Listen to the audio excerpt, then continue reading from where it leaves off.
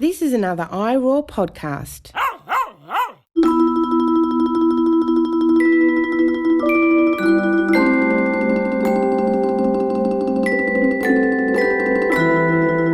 Hello, I'm Emilia Leese, and welcome to Season 4 of Think Like a Vegan, a companion podcast to my book entitled Think Like a Vegan, which is also available in paperback and audiobook. My guest today is Dr. Ceallaigh MacCath-Moran, who is, among other things, a folklorist. No, she won't be singing folk tunes for us today, although I know she has a fabulous singing voice. And yes, Ceallaigh will explain exactly what a folklorist does. I really needed clarification on that too. What's fascinating about her work and what we'll explore today is how she immersed herself in the field with animal activists in Canada, offering an insider's perspective on their beliefs. That's a refreshing change from the outsider narratives we usually hear in media portrayals of activism. You'll also hear Ceallaigh use the term carnism in her talk. We didn't have time to discuss it in depth during our discussion, so I followed up with her afterward. She explained it's a term used in academic literature relevant to her research. While I personally prefer the term speciesism for its broader scope, and I'll link to a great critique of carnism by previous guest Dr. Corey Wren in the show notes, this is more of a conceptual distinction. It's worth exploring elsewhere. Ceallaigh's work stands strongly on its own, and I have a lot of respect for her research. After all, this podcast is called Think Like a Vegan, so I encourage you to read, reflect, and draw your own conclusions.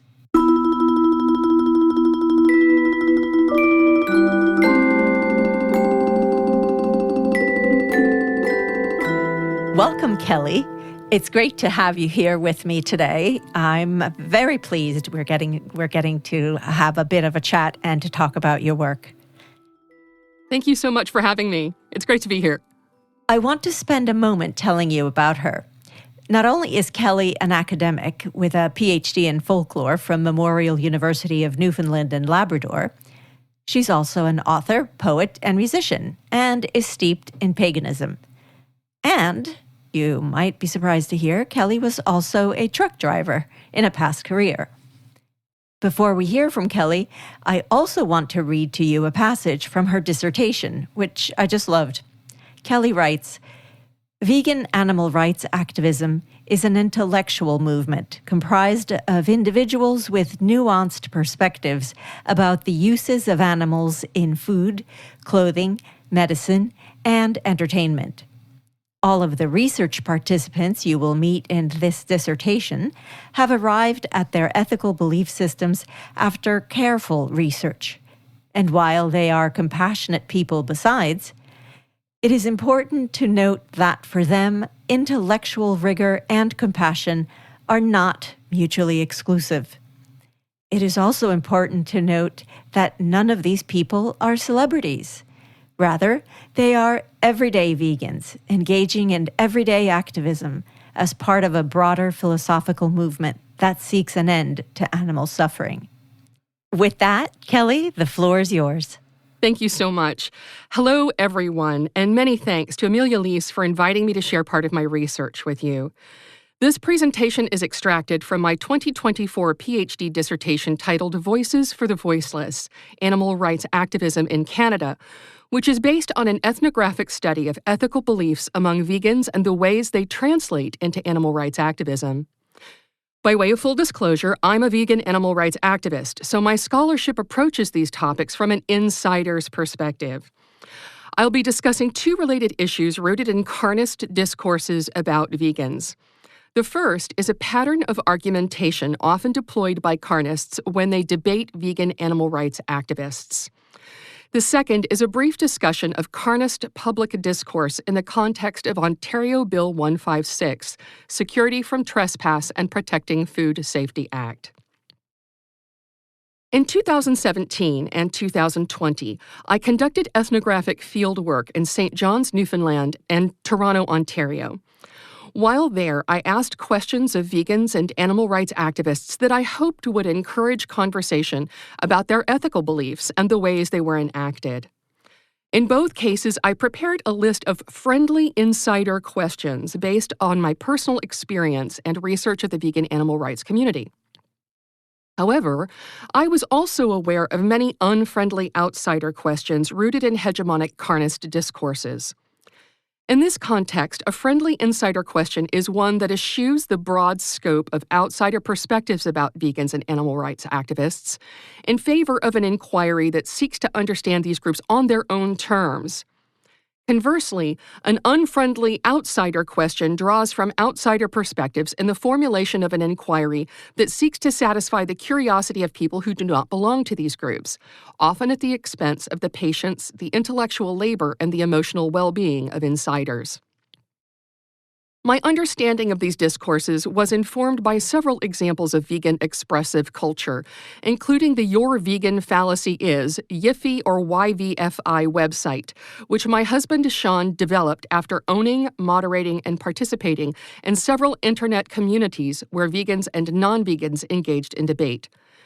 Your Vegan Fallacy Is responds to unfriendly outsider challenges in non-confrontational ways, and because of this, it has become a popular resource among vegans engaging in animal rights activism. The website contains 32 carnist fallacies presented in the form of statements, e.g., canine teeth make me a meat eater, I only eat humane meat, and plants are alive. Clicking on each statement opens a web page containing both the carnist fallacy and a vegan response to it. For example, this is the Your Vegan Fallacy Is response to Vegans Kill Animals Too, an unfriendly outsider challenge I will discuss in more detail here. In the interest of transparency, please note that I am a co-author of this response. Quote, crop fields do indeed disrupt the habitats of wild animals, and wild animals are also killed when harvesting plants. However, this point makes the case for a plant-based diet and not against it, since many more plants are required to produce a measure of animal flesh for food, often as high as 12:1, than are required to produce an equal measure of plants for food, which is obviously 1:1. Because of this, a plant-based diet causes less suffering and death than one that includes animals. It is pertinent to note that the idea of perfect veganism is a non-vegan one. Such demands for perfection are imposed by critics of veganism, often as a precursor to lambasting vegans for not measuring up to an externally imposed standard. That said, the actual and applied ethics of veganism are focused on causing the least possible harm to the fewest number of others. It is also noteworthy that the accidental deaths caused by growing and harvesting plants for food are ethically distinct from the intentional deaths caused by breeding and slaughtering animals for food. This is not to say that vegans are not responsible for the deaths they cause, but rather to point out that these deaths do not violate the vegan ethics stated above, end quote. Because they arise from exchanges between carnists and vegans in everyday life, Your Vegan Fallacy Is, and many other resources like it, are evidence of patterns in carnist argumentation and the subsequent patterns that arise out of vegan responses. So while I was concerned about bringing unfriendly outsider discourses into my interviews, I also wanted to explore these discursive patterns because they illustrate important ways both groups communicate their ethical positions. With this in mind, I included a question in the Toronto interview set derived from the Vegans Kill Animals Too argument, with a disclaimer that I knew it was based on unfriendly outsider discourses. Specifically, I asked my research participants, quote, what would you say to the assertion that the consumption choices animal rights activists make also cause harm to animals, end quote. Nigel Osborne, the creator of the Egg Truth campaign, had this to say on the topic, quote, growing hundreds of acres of crops to feed animals is going to displace wildlife because they have to go to feeding humans, but 10, 20, 30, 50 times the amount of displacement is going to occur because we're having to grow food to feed 70 billion animals, 10 times more than there are human beings on this earth. And they're going to have to eat every single day for weeks, months, maybe even a year or a year and a half until they reach slaughter weight, when only a very small percentage of that food, energy, and protein in mass is going to actually get converted to food. Not only is it exceedingly, bizarrely wasteful on a scale that's unimaginable and incomprehensible, but you're still doing a far better job as a vegan than you are as a non-vegan. And if somebody can show me a way to get to perfect, I'm there. I'm happy to do that, but that's going to mean that everyone else is going to have to participate. You can't stand on the outside and critique somebody across the fence and say, hey, you can't do that, end quote. Nigel's answer to the question centers the use of resources for food animals versus the use of resources for fruit and vegetable crops. He points out that of the two, the use of animals is far more wasteful and displaces many more animals. He also invites those who critique the imperfection of vegan ethics to offer him a better solution, with the caveat that anyone who would offer such a solution should be willing to implement it themselves. Other research participants centered still other concerns, harm reduction among them, but it is worth noting that my research participants expressed a nuanced understanding of the practical limitations inherent to their ethics. Indeed, it would be difficult to argue that any person who practices ethical veganism is unaware that the flesh, secretions, and work of animals are ubiquitous in everyday life, because vegans research all of the products and services they use, and not just those that might form the foundation of unfriendly carnist questions. Further, because vegans have an intimate understanding of the carnism that underpins their everyday lives, there can be negative emotional impacts associated with common activities like taking medicines tested on animals or purchasing tires for a family automobile.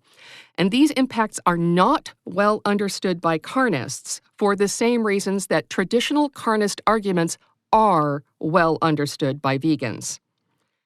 In the abstract, the vegans kill animals too argument is a good example of carnist discourse about vegans because it takes so many forms. Sometimes the offending item is almonds because of pollination problems involving bees. Other times the offending item is wheat because of the mice killed during harvest. Still other times the offending item is truck tires because they contain animal byproducts. In all cases, the underlying position is that veganism is an ethic of perfection that vegans themselves cannot attain.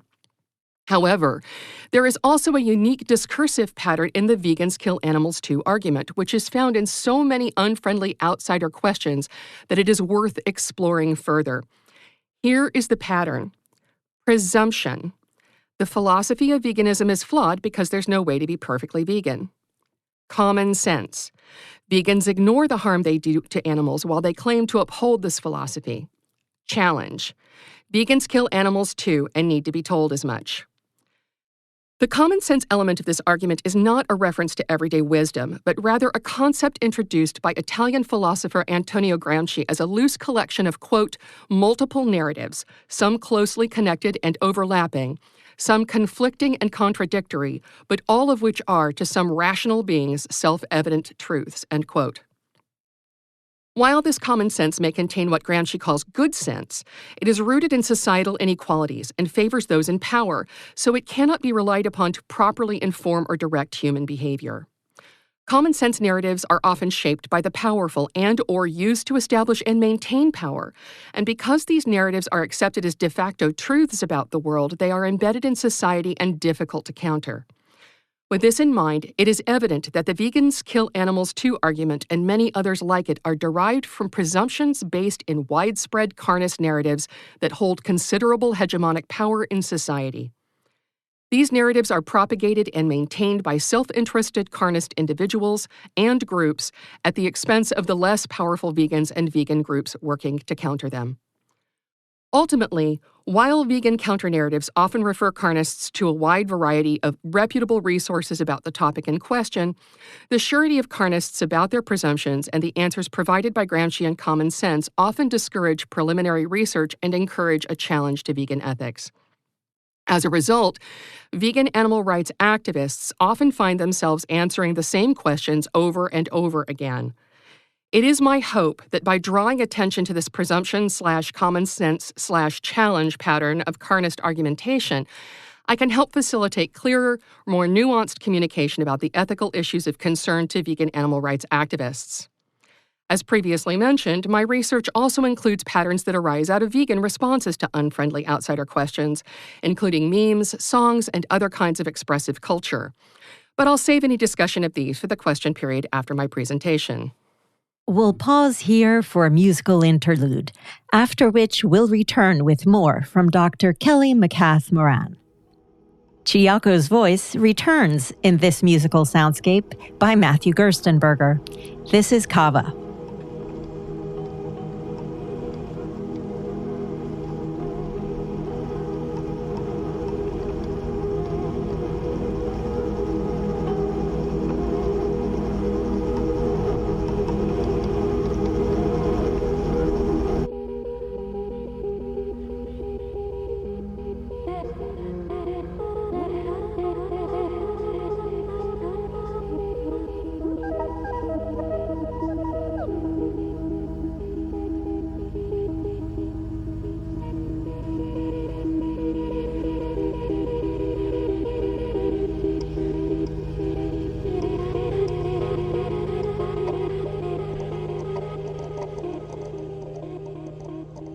We're back for the second part of Dr. Ceallaigh MacCath-Moran's discussion about ethical beliefs and animal rights activism.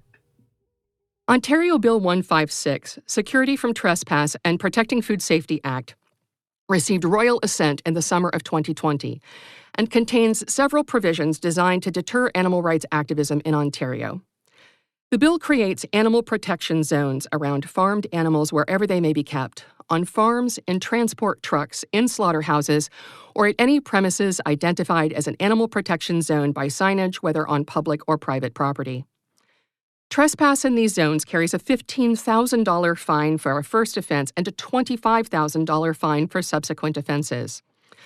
Owners and occupiers of these zones have the right to arrest trespassers themselves and deliver them to police. Finally, neither these owners and occupiers nor the truck drivers transporting farmed animals can be held liable for injuring trespassers unless it can be proved that they, quote, created a danger with the deliberate intent of doing harm or damage to the person, end quote, or that, quote, the injury, loss, or damages were caused by actions taken with willful or reckless disregard for the presence of the person, end quote. Much of the legislation was aimed at demonstrations like the weekly vigils organized by Toronto Pig Save, where animal rights activists stopped each transport truck as it arrived at Sofina Foods in Burlington. During the timed 2-minute period that followed, they offered water to slaughter-bound pigs and documented their condition. In October 2019, the Toronto Pig Save website indicated that these vigils were supervised by local police, and there were police present when I conducted participant observation research at a vigil on March 4th, 2020. On June 18th, 2020, Ontario Bill 156 became a law with the aforementioned provisions in place. One day later, on June 19, 2020, during a scheduled Toronto Pig Save vigil at Sofina Foods, veteran animal rights activist Regan Russell was struck and killed by a transport truck accelerating into a right turn from the left lane outside the facility entrance. The short documentary film There Was a Killing, made several months after the tragedy, shows smartphone camera footage of Russell standing in the crosswalk outside the gates moments before she was struck.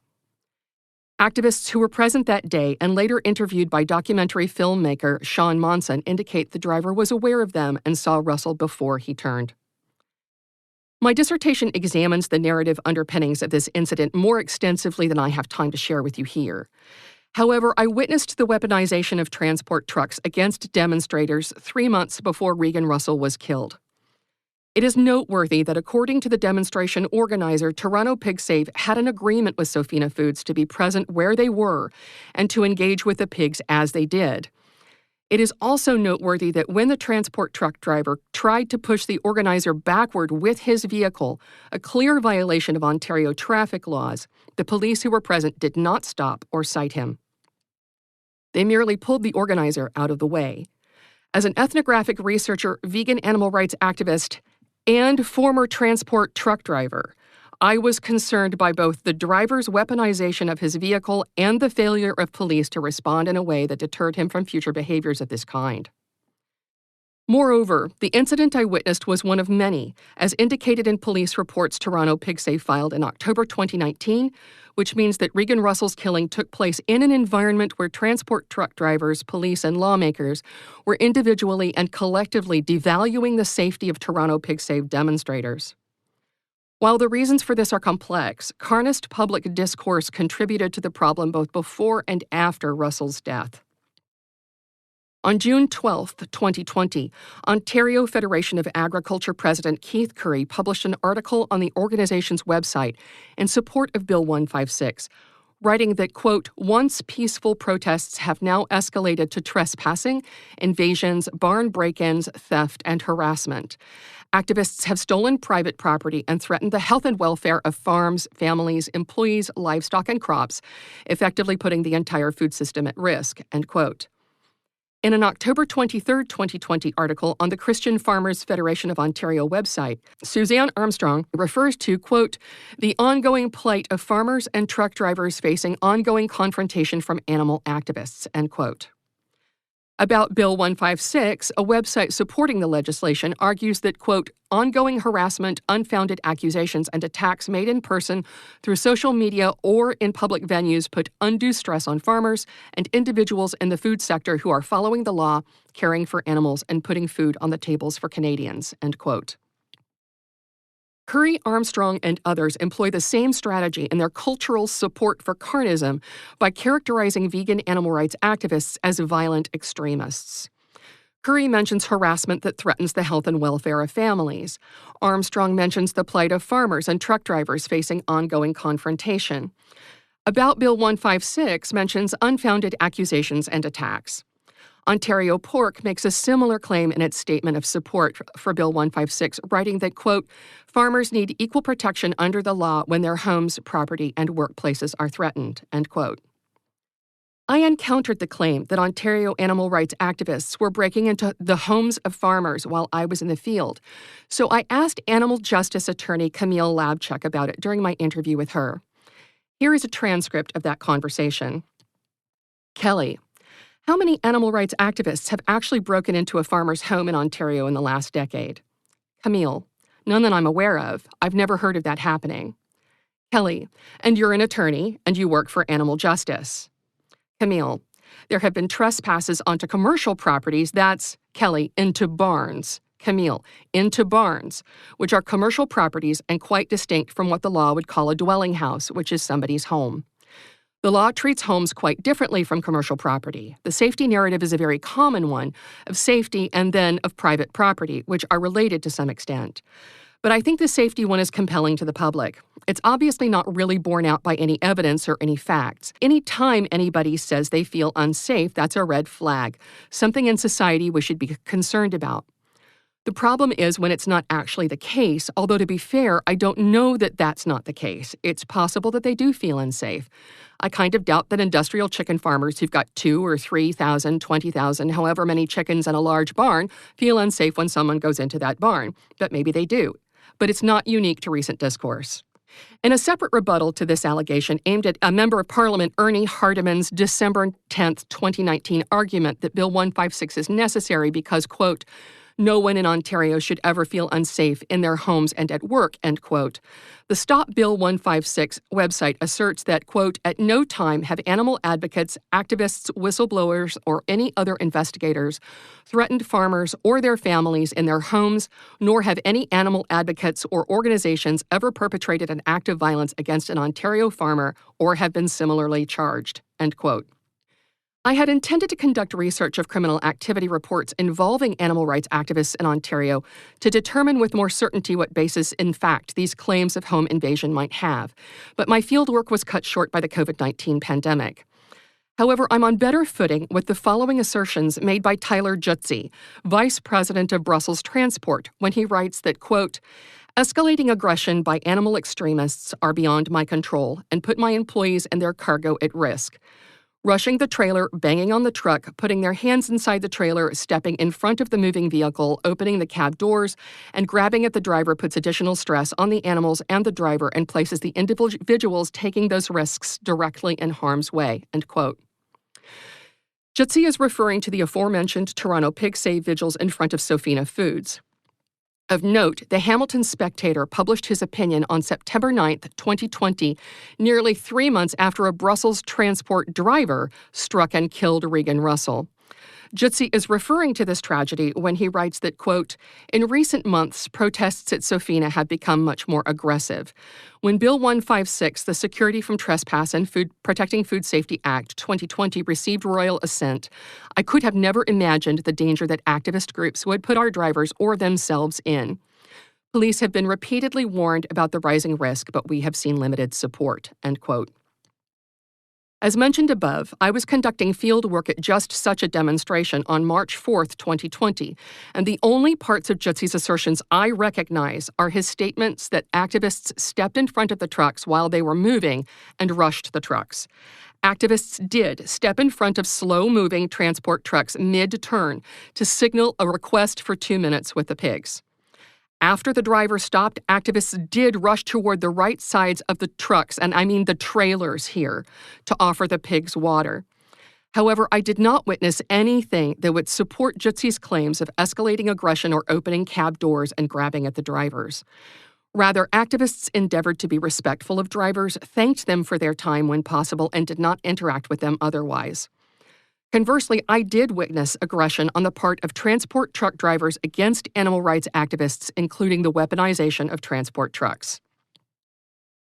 As a folklorist, I am reluctant to ascribe a truth status to any of these carnist narratives, though I have just written, or spoken in this case, of a variance between Jutsi's assertions and my observations in the field. Whatever their truth status might be, it is the narrator's effort to foreground the alleged violence of animal rights activists that interests me.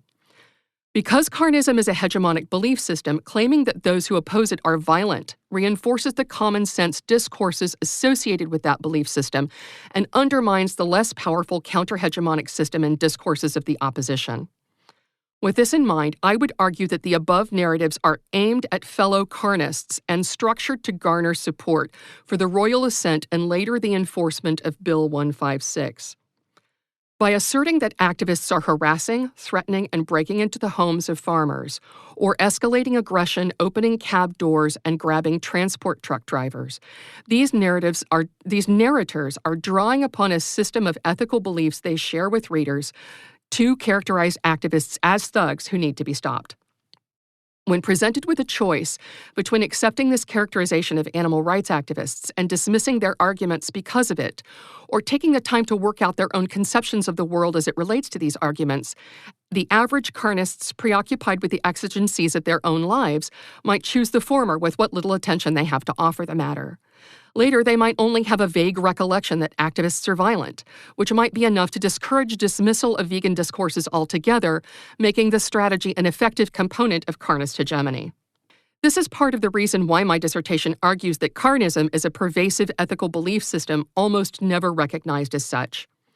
When this belief system is troubled by vegan animal rights activists calling for an end to animal use, the individual reactions of anger, frustration, or bewilderment that might otherwise find various kinds of expression are sometimes transformed into collective resistance. In the present discussion, this is noted in the cooperation between the Ontario Minister of Agriculture, Food and Rural Affairs and the animal agriculture industry to craft and support a bill containing provisions that may be employed to harm activists with impunity. This is also noted in the October 2019 Toronto Pig Save police report, pointing to friendly banter between police officers and truck drivers who threatened the safety of activists with their trucks. These behaviors are not part of a specific conspiracy to harm or kill activists, but neither are they a coincidence.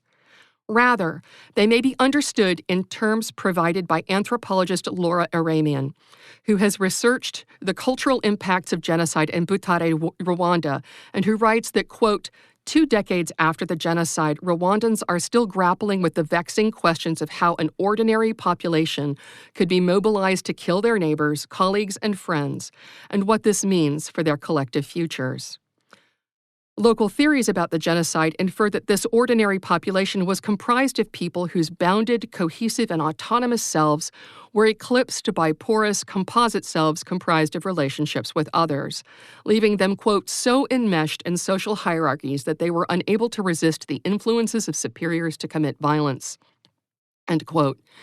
Iramian further writes that, quote, Butare residents, both Tutsi and Hutu, speak about positive and negative emotions or ideas being contagious. They say it is hard but essential to steel oneself against the negativity of those who cannot move past the genocide, either because they harbor anti-Tutsi sentiment or because they are mired in grief. This logic of contagion is based on the idea that the person is inherently porous. It supposes that it is natural and inevitable that people take on the prevailing outlooks of those around them. Thus, to explain why so many of their compatriots followed orders to join the massacres in 1994, Butare residents rely on the notion that exposure to the ideas of proximate others means that a person will eventually absorb and act on those influences, end quote. The logic of contagion and its impact on the porous self are important reasons why it is crucial that we understand carnism as a hegemonic ethical belief system and not simply the way things are.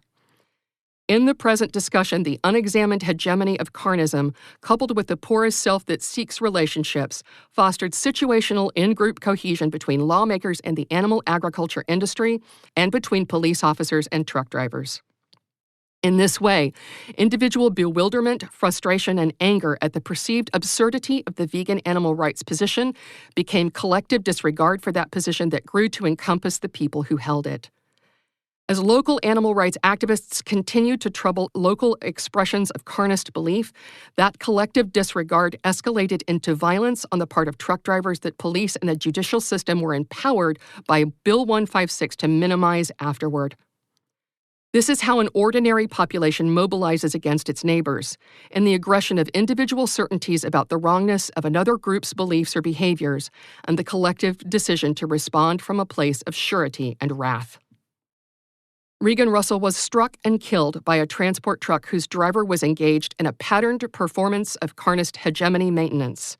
Whether or not he himself had ever engaged in the pattern before that day, and there is ample evidence that police officers at the scene at Toronto PigSafe demonstrations had been engaging in a similar pattern for months. The authors of Ontario Bill 156 engaged in a pattern of carnist hegemony maintenance, preceded by ag-gag legislation in other parts of Canada, the United States, Australia, and elsewhere. These patterns utilize the power of legislation, law enforcement, and the animal agriculture industry to discipline and silence counter-hegemony in the animal rights movement via carnist public discourse and in-group cohesion, even when it meant excusing violence. My dissertation explores this issue in greater detail and is available online via the Memorial University of Newfoundland and Labrador Research Repository under the title Voices for the Voiceless, Animal Rights Activism in Canada. That was tremendous. Thank you. Thank you for having me. That was, I sense that in some ways you were reliving some of that. I was. I remember. I could tell. Yeah. I remember I was prepared for anything when I arrived on the scene at Safina Foods that day. I had read a couple of police reports that Toronto PigSafe had filed. So I knew that truck drivers were weaponizing their trucks against activists. And I showed up and, participant observation is one of those things where as long as you're not breaking the law, and I'll go into this in just a little bit more detail in a moment, as long as you're not breaking the law, you're able to participate with whatever is happening. So if I were doing a foodways piece of research at a vegan restaurant, I'd be cooking alongside the chefs, right? So in this case, I showed up and I asked what I could do, and the organizers said, feed water to the pigs, they're starving of thirst. And so I was going forward to the trucks and feeding water to the pigs and then stepping away. So the pattern became very familiar to me. It was a very solid pattern. Whoever was in charge of the stopwatch would stand in front of the trucks and hold their hands up in a peace sign and say, please give us 2 minutes, 2 minutes. And then they would call out 2 minutes, 1 minute, 30 seconds, and then 15 seconds before the truck was going to pull forward, they would say, clear the truck. And then all the activists would move away. And so there was no focus on the driver ever, except to sort of stand in front of the truck and hold your fingers up and hold the stopwatch up so the truck driver knew what you were doing, right? So it was very clear. And then all of the activists would go forward and feed water to the pigs and then step away. But then I started noticing that a couple of things would happen with some of the truck drivers. And remember, as I mentioned, I myself am a former transport truck driver. So I've driven rigs of this size. I never transported animals, but I did have a hazmat certification back in the day. So I've driven big vehicles and I've driven dangerous equipment and dangerous chemicals. And one of the things that drivers would do is instead of being in the near lane and arcing out and pulling in, as you should for a right-hand turn, they would be in the far lane. So they'd be in the center lane and try and pull right from that center lane. And I actually go into this. I have like a diagram in my dissertation that talks about this. Mm-hmm. This is illegal in North America because it blocks the traffic from the inside lane and can cause accidents. But what drivers would do is they would sit there in that middle lane and would either force activists to walk out into the middle of the street to interact with the pigs, or what I think they hoped would happen would be that nobody would brave the traffic. And then, sometimes they'd sit there for one light or they'd sit there for two lights. And the police were right there watching, and then they'd make their turn. And then at one point, the organizer had gone out and she held her stopwatch up and she was calling out the time. And the truck driver started to pull forward while there were still people feeding water to pigs, and I was one of them. And I heard rather than saw, and then I saw it afterwards. She was like, "Whoa, whoa, whoa," and the truck starts to move, right? And it pulls forward, and the truck began to push her backwards. That's incredible. And so she's walking backwards and I as a former truck driver, I'm thinking, oh my God, because it is very difficult to stop that equipment. That's 80,000 pounds of equipment. Exactly. And so this driver is pushing this woman backwards with 80,000 pounds of equipment. And finally, the police pull her out of the way, but don't cite him. And then he pulled forward.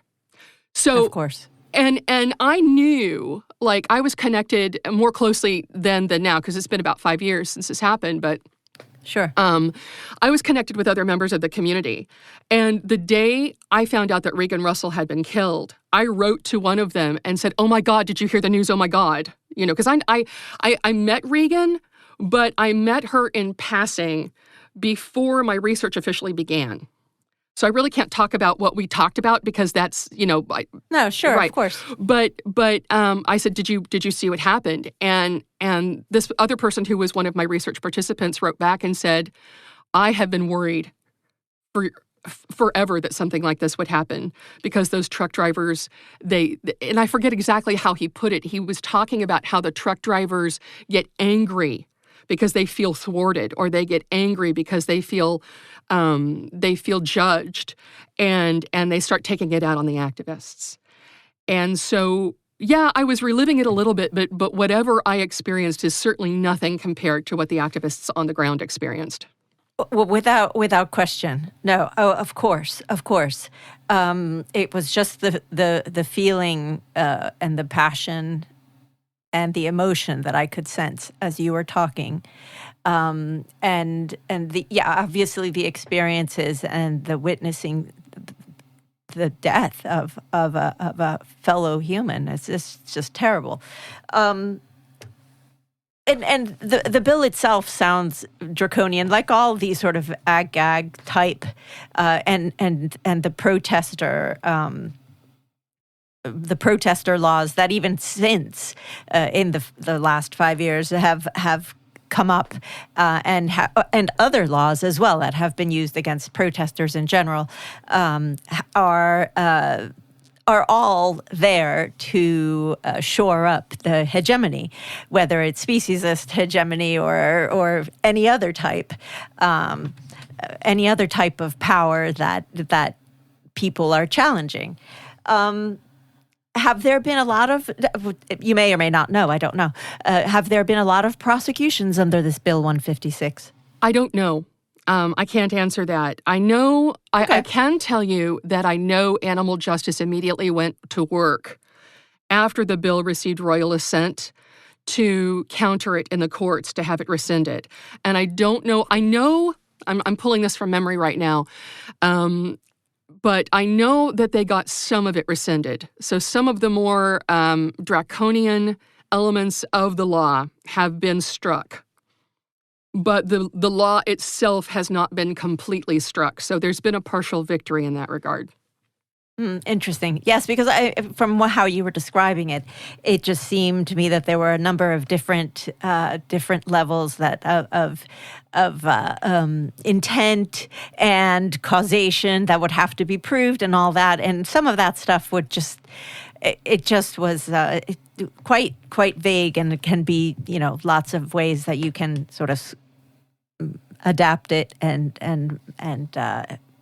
for purposes of getting the perpetrators or the drivers and anyone else off of the from the charge, but and then have it be problematic for the activist. You were saying that you said something about as a folklorist. Mm-hmm. Can you just tell me what does that mean? You were saying as a folklorist, I do this or I don't do that. I believe I don't want to ascribe meaning, or I don't want to ascribe. You didn't say meaning. You said something else. A truth status was a truth status. Yeah. You said truth status exactly. Right. Define folklorist for people who don't know. I mean, I have my assumptions of what it is, but I want to hear from you because you are literally one. Right. So one of the most widely used definitions of folklore is from Dan Benamos, who wrote that folklore is artistic communication in small groups, and that can be any kind of artistic communication, right? So people think of folklore in a very text-based way. A lot of folks think of fairy tales. A lot of folks think of folk narrative, and I love that stuff too, and I study that stuff too, right? But we make, as human beings, expressive communications in small groups all the time, right? You and I are doing it right now. We belong to a folk group. We're both vegan. So we're both in a folk group of people who have a certain ethical belief system, who have a certain set of food ways, who have a certain set of ideas about looking at the world. So, and this is all audio, but if I looked at you in a room and said, how many times have you heard, where do you get your protein? I could probably see your eyes roll, right? This is a common piece of discourse in our folk group. So what folklorists do is we study expressive communication, and we don't just study it based on the text, right? So I don't want to wait for something to be written down before I look at it as a folklorist. I want to go out where people are making folklore all the time, every day. I want to go eat the awesome vegan food and talk to the chef about where did you get your recipe, and did you adapt something from your mom or whatever. I want to go out onto the street where activists are holding up their placards and look at the awesome folk art on the placards and go, oh my God, that must have taken you 3 days to put together. And did you pull this particular piece of phraseology from a book you read? Oh, I recognize that piece of phraseology. Or, oh, that's a cool take on something I've seen before, right? Because we know that folklore is nuanced because people make it. So when I'm talking as a folklorist, when I'm talking about how I don't want to ascribe truth status, I have to be able, and this was something that it was really important to me in my dissertation work to establish, I have to be able to talk to anybody about their perspectives on veganism. And if I'd been in the field long enough, I would have tried to approach slaughterhouse workers. I would have tried to approach people inside and talk to them. And the thing is, I don't want, and I didn't, and it was really important to me not to do this. While I am a vegan animal rights activist myself, it's not about objectivity, it's about positionality. So I wanted to make sure that people knew what my position in the research was so that they'd know, what was influencing that. But I also wanted to be able to hear everybody's voices. And it was really important to me, I have never talked to Tyler Jitsi, so I don't know what prompted him to write as he did. I can guess, but my guess isn't good enough as a researcher, right? I have to go out and talk to that man, or I have to have a better idea of what's going on. And unfortunately, like I said, my research was cut short by the pandemic, so I didn't get as much in as I wanted. But that's what I mean when I say as a folklorist. So I'm sort of invoking my education and my background when I say that I'm not going to ascribe a truth status to this. I'm just going to tell you what I saw, and I'm going to tell you what I'm reading and say these things don't match. Got it. Oh, that's extremely helpful, and actually, it ties in with something else you were saying, and that you said we would talk about later, and so now I want to talk about that. So tell me about the ways in which vegans respond in the different ways that things have been adapted. I absolutely love this. So some of my favorite stuff is in comics. Right? So there are vegan comics in my dissertation. And one of them, and I'm going to read you just a little tiny, tiny chunk of my dissertation because I was hoping you would ask this question. I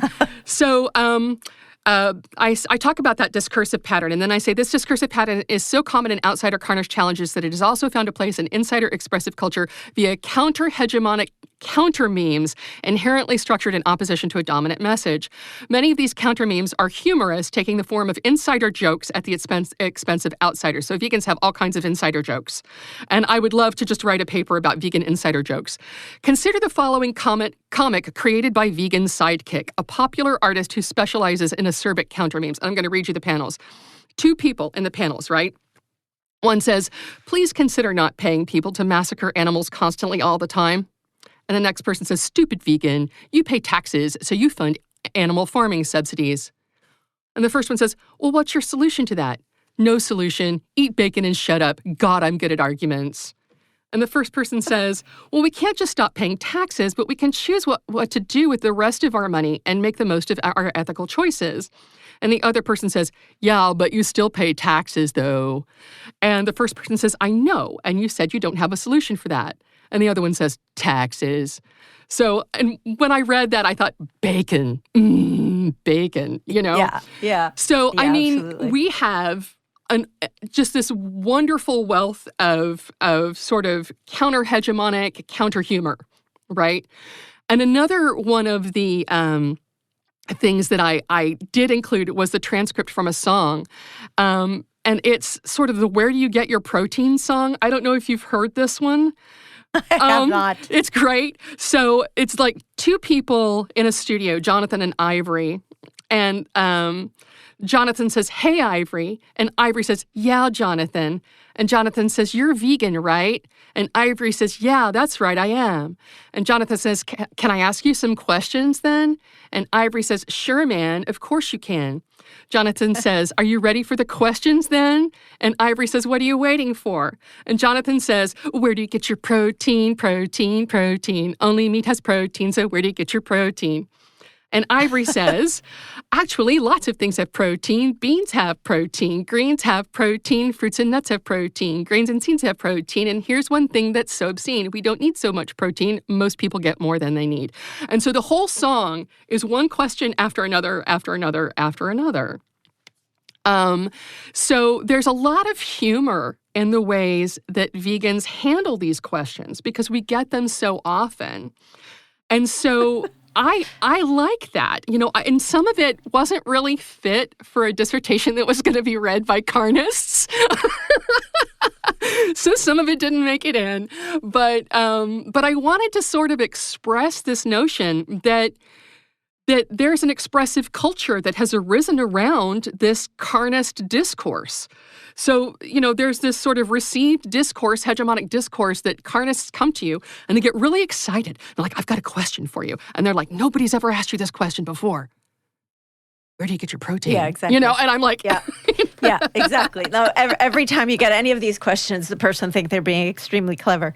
And sometimes they will couch it in ways, you know, in fancy, what I call fancy pants language, where they're, you know, they're like, oh, well, you know, they're trying to make some sort of intellectual case. But... and generally fails. And I concur. We all concur. Absolutely. Absolutely. And the humor also absolutely. I also want to ask, I want to talk about another thing. Two more things. I want to ask you how your dissertation was received. How did, presumably the exchanges were just with with the professors and so forth, but did it go outside? And if it has gone outside, how has that been received? So how has it been received? You can apply it in however way you wish. Well, I'll start with sort of the vegan community. After my dissertation was completed, I wrote to the animal justice community on Facebook and a couple of other places, and I said, "Listen, I've done this work. It's freely available scholarship. You're welcome to it." And I had several requests for it. I haven't done anything with the work. I finished the dissertation this time last year, and I'm working on a different project right now. So it's publicly available for people to read, and I hope that anybody who feels like they have a need for it will read it, because that's why I did this work. This is a gift to the vegan community and a gift to the animals. In terms of how it was received in the university, I had my dissertation supervisor was herself Ukrainian, and while I was working on this issue, she was working on the folklore of war in Ukraine, and so I would get frustrated about elements of the research, and she would kind of rein me in with her own experiences of having to negotiate issues of argumentation against Ukraine in her own research. So she was a great cheerleader, but she was also the best possible dissertation supervisor, because her work was as meaningful to her as mine was to me. And we were both very passionate about our work. So that was great. Another one of my committee members is vegetarian and is a performance theorist. And when I say performance theorist, I mean that in a very sort of general sense. Folklorists view our interactions in everyday life as performances of various kinds. So he's a theorist in everyday performance, but he's also a rock music theorist. And he was extremely supportive of this, and even some of the preliminary research that went on while I was one of his students in the classroom. So he was incredibly supportive. I did have one, and I'm not going to mention any names here, I did have one examiner who had a very strong anti-vegan bias. And it was quite clear in some of the questions I was asked, both in the preparatory stages before I went out into the field and in the examination. It was the anti-vegan bias was quite plain, and one of the questions that came up was questions around indigeneity and veganism, because there is this unfortunate presumption that, and I think it's, and if I may say so, and I certainly would hope that any Indigenous person would counter me if I'm wrong, but there's this unfortunate presumption that there are no Indigenous vegan people. And I met a young Mi'kmaq woman who was very vocal in her veganism while I was in Toronto. Unfortunately, I didn't get to interview her because my research was cut short. But some of the questions I was asked had this sort of embedded bias. And Indigenous communities are just as nuanced as everybody else's communities, right? There are all sorts of people in all sorts of communities. And so I was able to find, and I don't have it to hand, and if anybody is interested, I can add it to the show notes later. But there was this really great introduction to a legal journal that Camille Labchuk pointed me to that was written by a member of the Canadian government who is himself an Indigenous man and who worked on the Truth and Reconciliation Commission. And it was all about the ways we need to refine and re-understand our relationships with animals. And I had it in my dissertation, and I had it to hand when those questions were asked of me. And so I was able to read relevant passages from it. And so I was able to sort of counter that presumption about Indigenous communities. And I say that very gently and with a lot of respect, but because the questions were there, I had to be able to answer them because I was the person in the room. Right. Right. No, exactly. You have to, and in that situation, you have to answer the questions without a doubt. But I've written a little bit about that in a different context, and there are many Indigenous people all over the world who are vegan. However, the people who are usually doing the asking, they have never engaged with those Indigenous communities, and they actually use, whether they're using Indigenous communities or they're using class, they're always using that as an excuse rather than actually ever engaging in the topic or actually having done any research themselves, even just, and I don't mean in-depth research, even just scratching the surface research as to engaging with that question themselves at all. And it's generally a gotcha question, and it's not really a good faith question. Rarely, I shouldn't say that always, but rarely is it. But yes, as you said, you had to ask the question. Well, actually, I have other questions for you, but I think we're running out of time, and I've kept you long enough. I want to ask you where people can follow your work and if you have any projects that you want to talk about. Absolutely. And first of all, to your listeners, thank you for everything that you do for the animals. I wanted to make sure I said that. If you're vegan and you're listening, you have my heartfelt gratitude. The other thing I wanted to mention is that the Your Vegan Fallacy Is project at yourveganfallacyis.com is a free resource, just like my dissertation is, for vegans and for carnists. It's undergoing an overhaul right now. My husband is upgrading the website, and I'm rewriting the fallacy. There are 32 or 33 right now, and I've got about 10 of them done. And we're rewriting them. We're trying to add a little bit more scholarship. We're trying to make them a little bit easier to deploy and read. And then once we have those done, we're going to do more gotcha questions and more fallacies, and we're going to keep adding to that resource. So it's a free resource for vegans and for carnists, and it's meant to be deployed in the moment when you're in a situation where you have to respond to somebody. So yourveganfallacyis.com is there, and it's there for you, so please use it. You can find me at Linktree /CS MacCath, CSMACCATH. I am working on other projects right now. I'm working on a book about folklore for storytellers, so that's very different from what we're doing here. But that is the thing that's taking up most of my attention right now. I hope I've answered your question. Did I tell people where to find me? I think I did. Okay. Yes. Well, I'll put everything. I will put everything in the show notes. Cool. So all the links will be there, and links to everything that we've talked about today. Kelly, thank you again so much for coming in today and talking with me. I really appreciate it. Thank you so much for having me. It was such a delight. Thank you for allowing me to share my research, and all the best to you and all the best to your listeners. Thank you, and to you.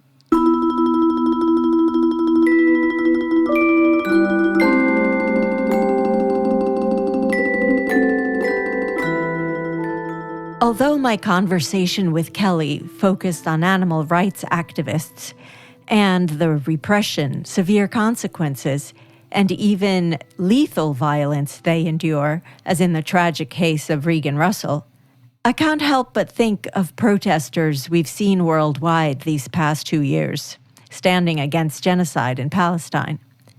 And of course, the countless others who've risked everything to confront injustice throughout history. Discomfort is the price of change. The world tries to silence dissent, but dissent is how justice speaks. Let's not confuse the messenger with the message. We tear things up when we go round. We burn things up when we go round. We speed things up when we go round. That's it from me, Emi Leese. Thank you for listening. Subscribe to this podcast, share it with others, and leave us a review. Remember, you can get in touch by email at thinklikeaveganbook@gmail.com if you have questions, comments, or want to suggest a guest or a topic for discussion. I'd be happy to hear from you. And you can find more of my work and upcoming events on my website, emilialeese.com, and on Substack and on social media. And buy a copy of Think Like a Vegan anywhere you buy books and audiobooks, or request it from your library. Production credit goes to Jim Moore of Bloody Vegans Productions. Theme music provided by Jenny Moore's Mystic Business from the eponymous album. The opening tune is Flashbacks, and we close with Tear Things Up. The interval music is by Matthew Gerstenberger.